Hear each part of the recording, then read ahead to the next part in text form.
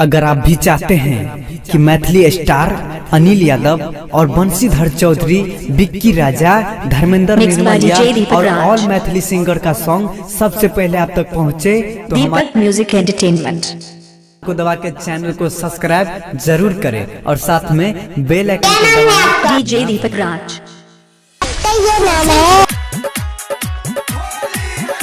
DJ Deepak, क्या नाम है आपका? मिक्स बाय डीजे दीपक राज, आपका ये नाम है?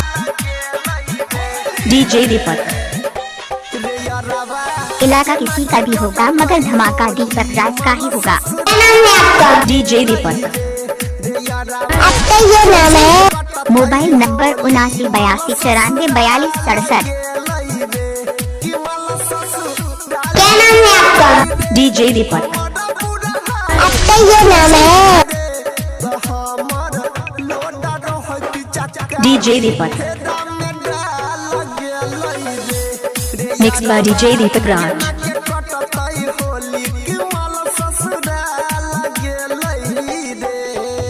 Sijol Sijol सिजोल,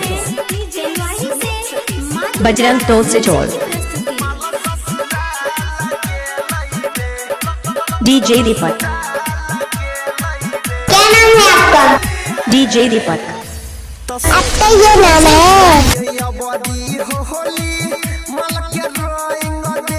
mobile number 7982944267।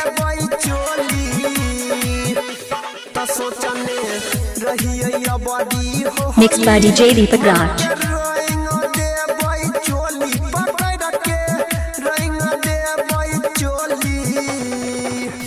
घर कहाँ है? Sijol Sijol Sijol, Bajrang Tol सिजोल,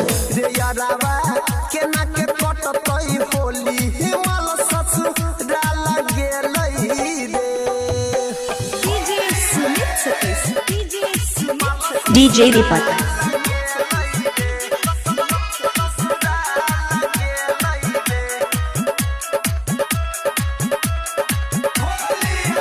mobile number 7982944267।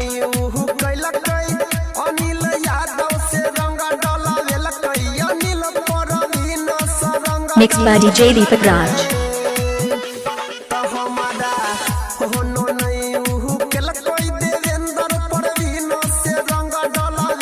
सिजोल Sijol Sijol, Bajrang Tol सिजोल,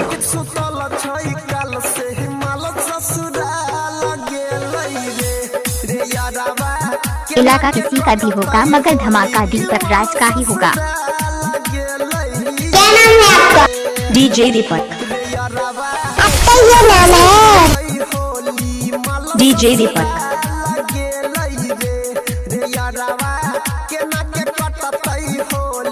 mobile number 7982944267।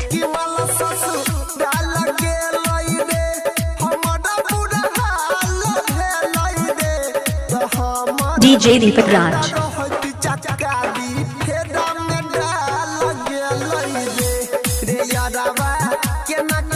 Bajrang Tol सिजोल,